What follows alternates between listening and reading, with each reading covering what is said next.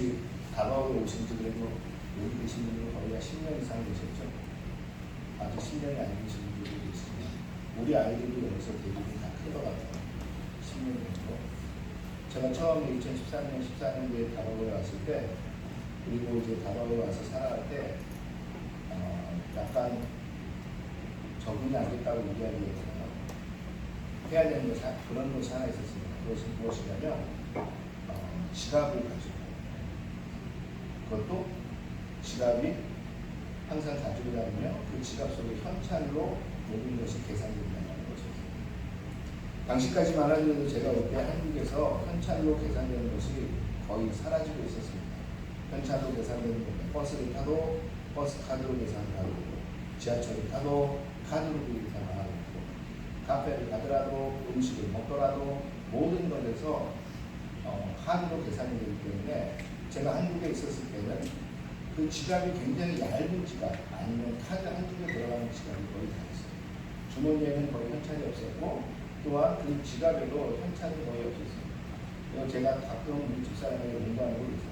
지갑 있으면 뭐하냐? 속에는 그 현찰이 하나도 없는 거예요. 맨날 그러면서 남들은 그렇게 남편의 지갑에 현찰이 하나도 없으면 몰래 넣어주고 한다는데 나는 뭐 그걸 아무리 말해도 한 번도 없구나 라고 얘기하면서 그렇게 얘기하는 것도 기억이 납니다. 왜냐하면 현찰이 없어서 그런 것보다도 현찰을 쓸 일이 거의 없었어요. 그럴 때마다 우리 집사람이 하는 이야기는 무엇이었냐면 자기는 카드가 있잖아 이것이었어요. 카드로 하면 되지. 카드 하나만 있어도 무엇이든지 다 계산할 수 있고 다닐 수 있는 것이 당시에도 대한민국 사회였기 때문에 이곳에 오니까 카드가 전혀 사용이 안 돼요. 하기는 카드도 없었지만 모든 것이 1에서 하나까지도 전부 다 계산을 하게 될 때는 이 현찰을 가지고 계산을 해야 되는 그러한 상황의 사회였습니다. 그러다가 지금은 어떻습니까? 그래도 다가가 많이 좋아졌죠. 요즘에 어딜 가더라도 거의 모든 곳에 카드가 통용이 됩니다. 카드가 안 되면 뭐가 통용이 돼요? 한국에는 없는 게 통용이 되죠. G캐시라는 거. G캐시가 통용이 돼서 계산하고 뭐 하는데 그렇게 어렵지 않아요. 그러니까 한 10년 사이에, 10년 넘는 사이에 이것도 계산하고 이것도 사회가 많이 발전해가는 것을 알 수 있습니다. 이 계산하는 것에 대해서 우리는 금전적인 계산이라는 부분을 이야기하지만 이 계산이라는 것을 다시 한번 보면 금전적인 것뿐만이 아니라 다른 부분에도 우리는 삶에서 계산을 하며 살아가게 됩니다.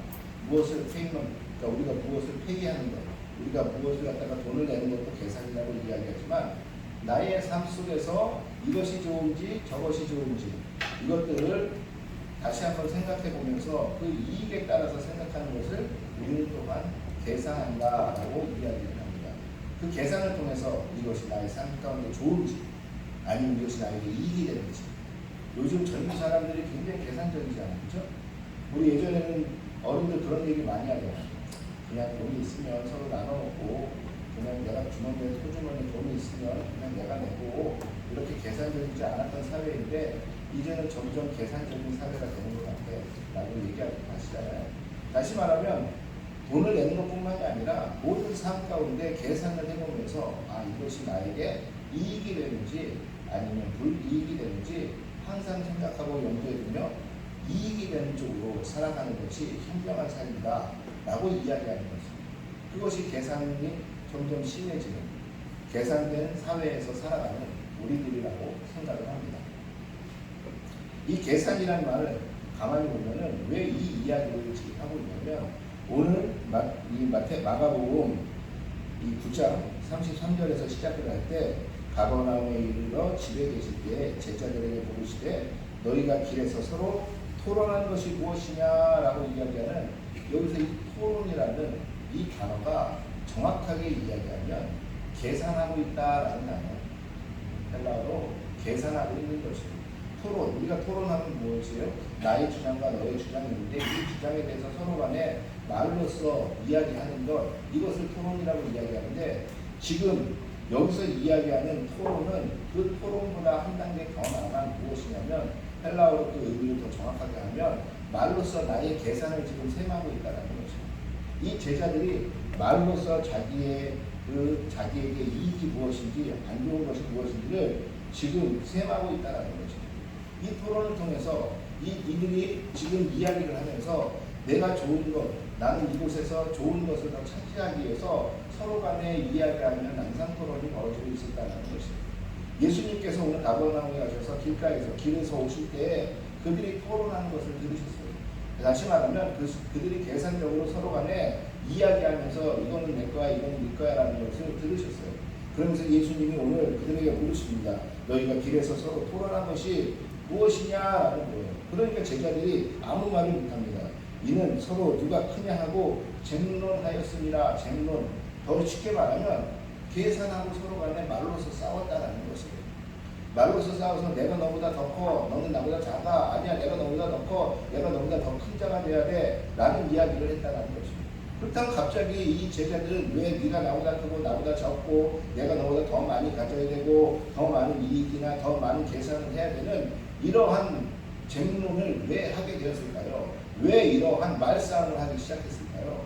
그것은 오직 하나, 그들이 예루살렘으로 올라가며 그들이 바라보는 것은 무엇이냐면 그들이 이제 주님께서 예루살렘에 가셔서 예루살렘에서 왕이 되면 내가 조금 더 높은 자리에 올라가고 네가 낫니 내가 낫니 누가 더 예수님 앞에서 내가 이 예수님이 왕이 되시는 데까지 더 좋은 계급공신이 되는지 그것을 지금 논쟁하고 있었던 것입니다. 다시 말하면 지금 예루살렘으로 올라가는 길은 똑같은데 이 예루살렘으로 올라가실 때 예수님께서는 올라가시는 길에서 생각하시는 것은 무엇이에요? 오직 하나님께서 예수님에게 주신 그 사명을 위해서 무슨 사명? 바로 예수님께서 십자가를 지시고 올라가야 되는 그 길을 가기 위한 그 여정의 길을 지금 가고 계신 것입니다. 그런데 제자들이 생각하는 길은 이것과는 다른 길이에요. 완전히 동상이몽이에요. 예수님은 죽으러 올라가시는 이 길을 그들은 영광의 길로 생각하고 있었어요.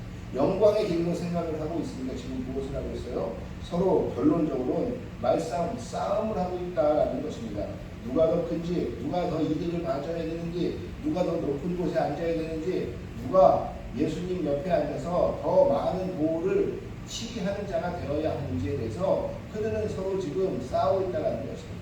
서로의 생각이 다르고 서로의 이익이 다르고 그 이익 속에서 계산하는 계산의 방법이 다르니까 그들은 지금 무엇이 일어나느냐? 바로 싸움이 일어나고 있다는 것입니다.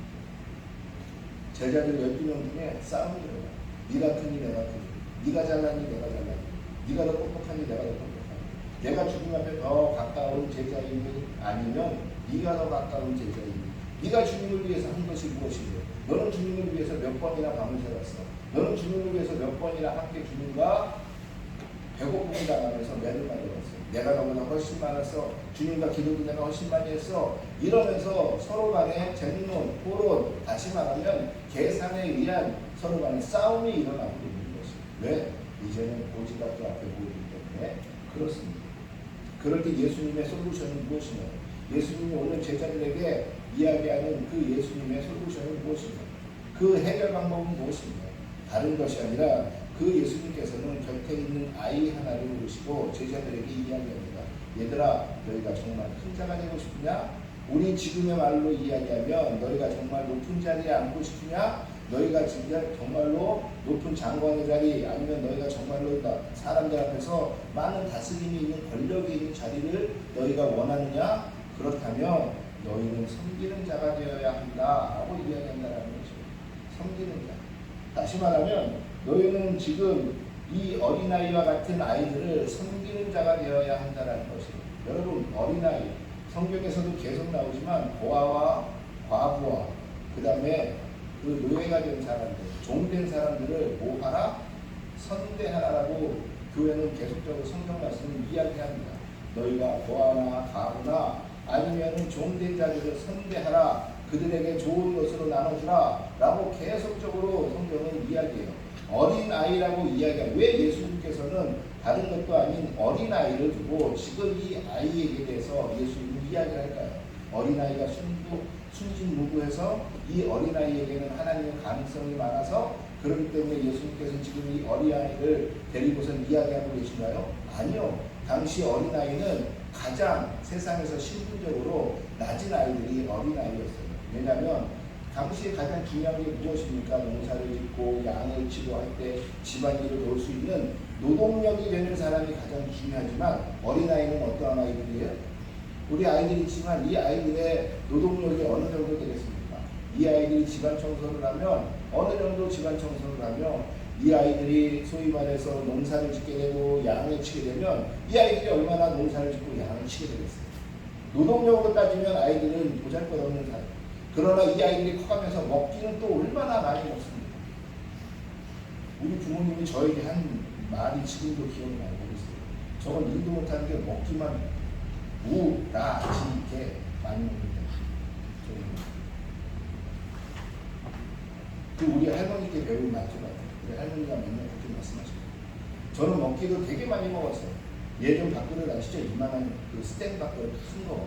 저는 지금 5, 6나이 때부터 시작해서 그 전부터 시작해서 저는 그 이후에 고등학교 때까지 그 스텐 밥그릇으로 밥을 한 그릇만 먹어본 적은 거의 없어요. 저는 최소 2~3 그릇 이상 저는 먹어가면서 그 스텐 밥그릇 먹기도 엄청 많이 먹고 소위 말해서 미련한 게임이라고 이야기하는 먹기 게임에서 접을 적이 없었어요. 접을 적이. 먹으면 지난번에 예전에 한번 말씀드린 것 같은데 저희 집은 삼겹살을 사도 가족이 4명인데 몇 근 산다고요? 4근 산다고요. 네. 5근. 아버지 한 근 반, 저 한 근, 동생 한 근, 어머니 반. 이렇게. 그리고 나머지 조금 있으면 뭐 찌개를 끓여 먹든지 아니면 김치찌개 끓여 먹든지. 저희 집은 먹는 것에 대해서 굉장히 좀 뭐라 그래야 되죠? 한이 많았던 것 같아요. 먹을 때 배가 이렇게 풀로 찬 그 기쁨이 있어야 드디어 먹는 것을 먹기는 굉장히 많이 먹어요. 그런데 먹기는 굉장히 많이 먹는데 일할 거는 없습니다. 먹기만 많이 먹고 이 아이들을 보면은 특히 저 같은 저와 제 동생을 보면 부모님이 그렇게 느끼셨을 거예요. 저것도 청소도 안 하고 저것도 어디다 쓰잘데기도 없는데 먹기만 우라지게 많이 먹는다. 우리 어머니가 하신 말씀이 정말 많이 먹었어요. 이게 아이들의 특징이에요. 계속적으로 먹여야 하고 돌봐야 하고 이 아이들을 가이던스 해줘야 되고 계속적으로 그러면서 먹이면서 우리가 그 아이들을 보호해야 되고 당시로서는 어린아이는 좋은 그 가정으로 치면은 이 아이들이 좋은 것이 아니겠어요. 여러분 그거 아십니까? 아이들을 많이 낳잖아요. 왜 많이 낳아요? 일찍 죽기도 하지만 많이 낳아야 나중에 좋은 노동력들이 많이 생기기 때문에 그런 것입니다. 여러분 5월 5일이 무슨 날이죠? 5월 5일? 어린이날. 여러분 거기서 어린이라는 단어를 처음 쓴 사람이 누구라고 예전에 한번 말씀드린 것 같은데 누구였죠? 우리 잘 아는 소파. 여기서 말하는 소파는 이렇게 편안한 소파를 얘기하는 게 아닙니다. 소파. 방정환 선생님. 그렇죠? 이 방정환 선생님이 처음으로 어린이라는 단어를 그가 개벽이라는 잡지에 글을 쓰면서 그 어린이라는 단어를 써요. 그런데 그거 아십니까? 이 어린이라는 단어는 어디서 오는지? 어린 백성, 어린 사람들에서 온 것이에요. 어린 사람들의 느낌은 어리다 그러면 무슨 느낌 들어요? 여러분의 어리다 그러면 무슨 느낌이에요? 좀 나이가 어리고 나이가 적고 그 다음에 조그만 아이들 그걸 어리다고 생각하잖아요. 당시까지만 해도 어리다라는 뜻은 그런 뜻이 아니에요. 어리다라는 뜻은 무슨 뜻일까요? 예전에 한번 말씀드린 것 같은데 지금으로 치면 지혜가 없고 소위 말해서 무식한 아이들, 무식한 사람들 이게 어리다라는 뜻이에요. 세종대왕께서 처음으로 한글을 창제하실 때 뭐래 그러셨어요? 그 훈민정음 처음에 해례본에 그 앞에 그것을 설명하시면서 그것을 만드신 목적이 나오는데 세종대왕께서 이 글자 그때는 6글자였어요. 6글자를 만드는 이유가 무엇이냐면 어린 백성이 이루어져 홀때이셔도 다시 말하면 지금 말로 하면 무식한 백성들이 무언가를 이루고자 얘기하고자 하고 싶은 마음이 있어도 그 사람들이 한자로는 도저히 글을 배울 수 없어서 내가 이를 어렵게 여겨 불쌍히 여겨 내가 이 26자를 새로 만들었다라는 거기서 어린 백성 다시 말하면 어리석은 백성 무식한 백성 글을 모르는 백성 이 사회에서 별로 쓰잘데기 없어 보이는 그 백성들을 위해서 세종께서는 글을 만드셨다는 거죠. 이 어리다라는 뜻은 무엇이냐면 소위 말해서 이렇게 별로 쓸모없고 우리에게는 알지 못하는 어리석다라는 뜻이 바로 이 어리다는 뜻이에요. 이 어리다는 뜻을 가지고 와서 소파 방정환 선생님께서 어린 이 어찌 보면은 어리석은 아이들이 될 수 있지만 이 아이들이 나중에 큰 아이가 될 수 있는 그 어린이라는 단어를 처음 쓰게 되고 처음에 어린이날은 5월 5일이 아니라 5월 1일이었어요. 그러나 나중에 노동절과 겹치니까 그것을 5월 5일로 옮겨서 그 어린이날을 제정하게 되는 그러한 것입니다. 바로 이 생각이 한국에서만 되었던 것이 아니라 유대인도 똑같은 생각이었어요. 어린이들, 아이들은 무엇이냐면 바로 사회에서는 쓸데없는 존재들, 소위 말해서 인권이 별로 필요 있는 사람들이 아니었어요. 왜 소파 방정환 선생님께서는 어린이날을 제정했느냐? 이 어린이들의 꿈과 희망을 주기 위해서? 아니요, 그렇지 않아요. 당시까지만 해도 어린이에게는 인권이란 없었어요. 인권이 없었고 언제나 죽을 수 있는 문제, 언제나 화풀이 대상이 될 수 있는 문제가 바로 이 어린이들이었기 때문에 어린이들의 인권을 향상시키기 위해서 어린이날을 제정한 것입니다. 이런 것처럼 이 유대 땅에서도 당시에 무엇이었냐면 이 어린 사람들, 이 소년들, 아이에게는 중요한 것은 인권이나 이런 것을 바라지 않았다는 것입니다. 여기서 사용되고 있는 그 헬라어가 무엇이냐면 우리가 잘 아는 단어 파이디온이에요. 파이디온. 이 파이디온이 히브리어와 함께 유사한 뜻을 갖는 히브리어는 무엇이냐면 옐레드라는 명사인데 이 옐라드라는 명사인데 이 옐레드는 무슨 뜻을 가지고 있냐면 보호가 필요하고 그 다음에 무언가에 의지해야 하는 사람. 이 사람들의 뜻이 옐레드. 다시 말하면 이 옐레드는 바로 누군가가 보호를 해줘야만 하고 누군가에게 의지하며 살아야 하는 존재들. 이것이 누구예요? 아이들이라는 것입니다. 그러니까 아이들은 어찌 보면은 굉장히 중요하지 않은 존재일 수 있어요. 그런데 오늘 주님께서는 뭐라고 이야기하시냐면 누가 큰 자가 되는지에 대해서 싸우고 있으니까 갑자기 옆에 있는 아이 하나를 막 세워놓고 예수님이 말씀하십니다. 뭐라고 말씀하시냐면 너희들 그거 아니? 정말로 큰 자가 되려면은 너희는 서로 간에 그 큰 자로서 맨 마지막에 서서 그 모든 무사람들을 섬기는 자가 되어야 된다라고 이야기하신다는 것이에요. 맨 마지막에 서서 맨 앞에 서는 것이 아니라 맨 마지막에 서서 모든 무사람들, 모든 보통의 사람들을 섬기는 자가 그 사람이 큰 자다라고 이야기하신다는 것이에요. 왜 예수님은 지금 이렇게 이야기하고 계십니까? 여러분 큰 자, 권력 있는 자, 소위 말해서 힘 좀 있는 사람, 이런 사람은 어떤 사람입니까? 여러분 우리 아이들이 이제 학교를 다니고 나중에 학교를 졸업하고 사회에 나가면 여러분의 아이들은 어디에 있기를 바라십니까? 군대 가면 항상 군대 가기 전에 부모님이나 친구들이나 선배들이 하는 얘기, 군대 가면 어디에 줄 서라? 앞에도 서지 말고 뒤에도 서지 말고 중간에만 서 있어라. 그렇죠? 이게 좋은지 저게 좋은지 중간에 서서 판단하는 계산하라는 뜻이에요. 여러분 그러나 여러분의 아이들이 어떠한 성인으로 자라기를 원하십니까? 맨 앞에 이끌어가며 맨 앞에서 사람들에게 보여줄 수 있는 사람이 되길 원하시지 않습니까? 우리 아이는요 맨 꽁지가 되길 원해요. 우리 아이는요 제 소원이 있는데 우리 아이는 맨 꽁지에서 사람들이 뒤를 따라가는 사람이 되었으면 좋겠어요. 이러한 소망을 품고 계신 분들이 여기 계십니까? 저도 목사지만 우리 아이가 마음속에 무엇이냐면 그래도 사회에서 좀 이끌고 가는 아이들이 됐으면 좋겠다라는 그러한 생각을 품어요. 그런데 예수님께서는 오늘 이 큰 자가 되기 위해서 싸우고 있는 제자들에게 뭐라고 얘기하시냐면 무사람들의 축속에서 가장 맨 뒤에 서서 그들을 섬기는 자, 여러분 집안에서 가장 낮은 계급에 속하는 자, 사회에서 가장 낮은 계급에 속하는 자, 그들이 서 있는 그곳에서 있는 곳에서마다 가장 낮은 곳에 있는 자, 이 사람들이 큰 자다라고 얘기해요. 여러분 당시 가정에서 아니면 귀족들의 사회 가문에서 가장 낮은 자는 누구겠습니까? 가장 낮은 자는 둘밖에 없어요. 그 집안의 종과 그 집안의 어린아이. 여러분 사회에서 가장 낮은 층은 누구일까요? 종들 아니겠습니까? 노예 아니겠습니까? 그런데 오늘 주님은 뭐라고 얘기하냐면 너희들이 이 가장 낮은 자 뒤에 서라는 것이에요. 이 뒤에 서서 그들을 섬길 수 있느냐, 그 사람이 진정한 큰 자라는 것입니다. 여러분 예수님이 이 땅에 오신 이유는 무엇입니까? 예수님이 정말로 오늘 제자들이 걸어가면서 싸웠던 그 길가에서 그들이 생각했던 그러한 길을 걷기 위해서 예수님이 오셨습니까? 예수님께서 유대의 왕이 되시고 유대의 왕뿐만이 아니라 로마를 정복시키고 세계의 왕이 되시고 그래서 세계를 다윗보다도 더 풍성한 나라로 만들어 유대를 만들어 세계를 다스리는 그러한 왕이 되기 위해서 이 땅에 오셨습니까? 아니요. 예수님은 말씀하시기를 인자가 온 것은 섬김을 받으려고 온 것이 아니라 섬기려고 왔다라고 이야기합니다.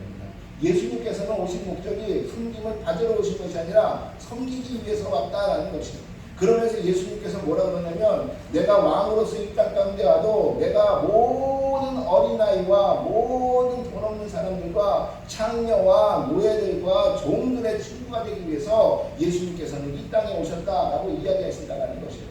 다시 말하면 오늘 예수님이 그 솔루션으로 이야기하시는 것 그것이 무엇입니까? 너희는 그들 가운데 무사람들의 제일 뒤에 서서 그 사람들을 섬기는 자이지만이 너희는 큰 자가 될 수 있다라고 이야기하는 것은 당신이 그런 자로 오셨기 때문에 그렇게 말씀하시는 것입니다. 우리가 이 땅에서 지금 이 공간 안에서 예배를 드리면서 예수님께서는 제일 마지막으로 권력도 없고 아무것도 없는 그냥 제일 낮은 자예요 라고 생각하는 사람이 누가 있습니까?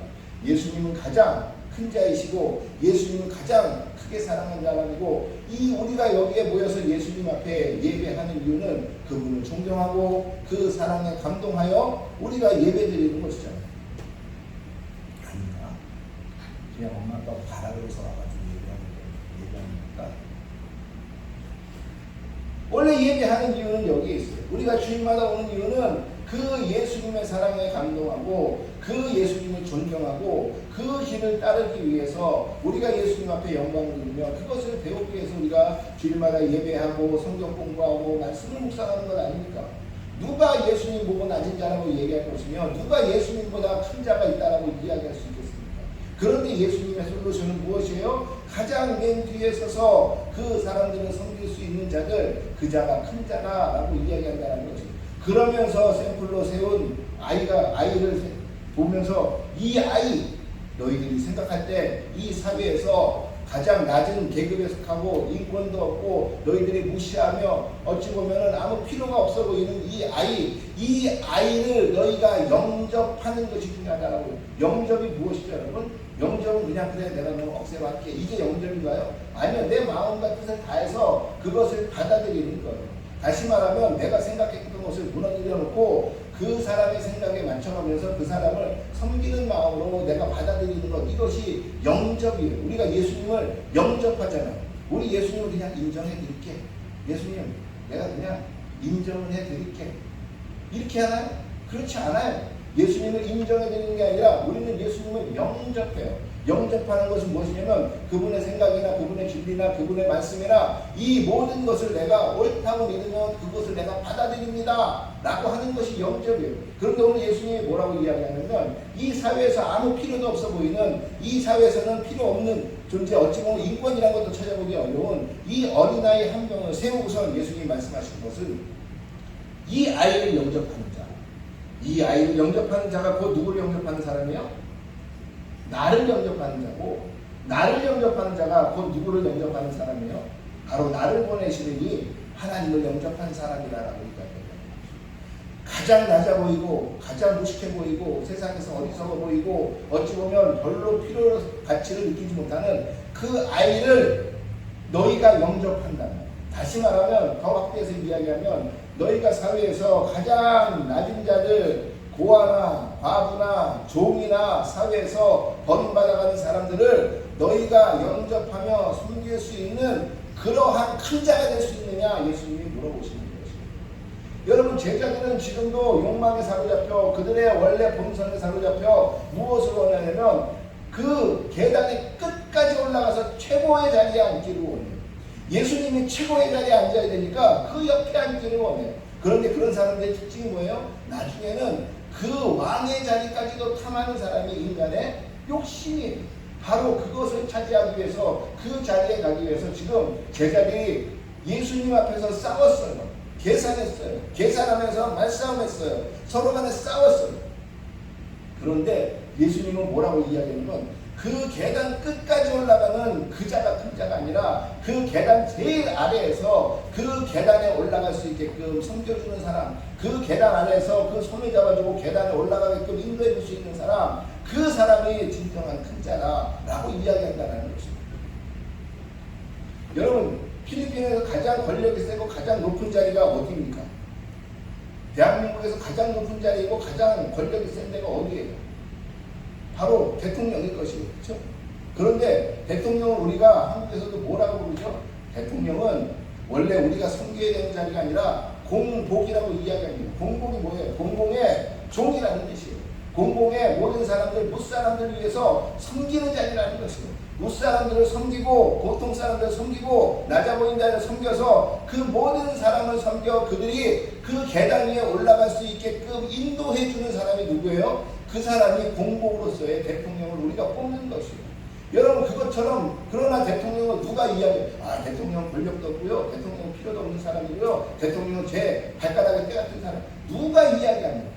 그렇게 마음가짐을 먹고 나올 수 있는 사람이 진정 대통령이 될 수 있고, 그러한 사람들을 우리는 존경하잖아요. 그러한 사람들을 우리는 존경하고, 그러한 사람들이 우리 내면에는 되고 싶은 마음이 있어요. 왜? 그러한 사람들이 본능적으로 진정한 큰 자라는 걸 알고 있기 때문에 그래요.